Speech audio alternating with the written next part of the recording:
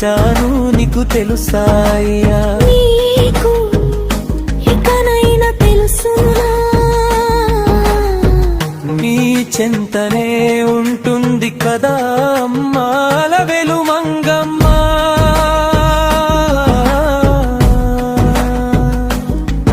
నా తల్లిని అడిగితే చెబుతుంది నీ కొడుకు ఆరాధన ఏంటో అమ్మా. మన్నువైనా చెప్పమ్మ